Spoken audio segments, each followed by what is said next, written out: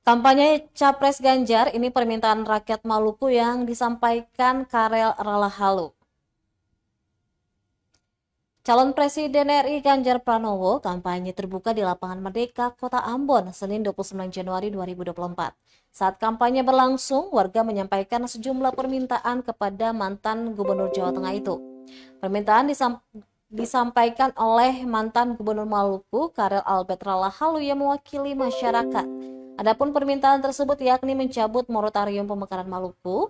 Selain itu, Ralahalu juga meminta agar Ganjar Pranowo bisa turut menjaga demokrasi di Indonesia, kemudian menurunkan angka kemiskinan dan membuka lapangan pekerjaan seluas-luasnya.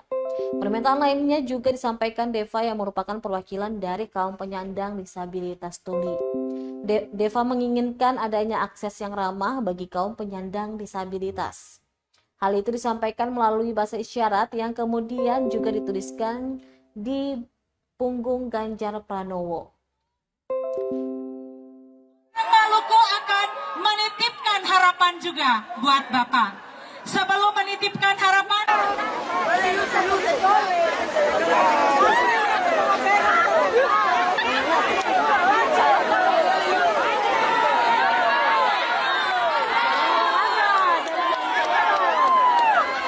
download Tribun X sekarang, menghadirkan lokal menjadi Indonesia.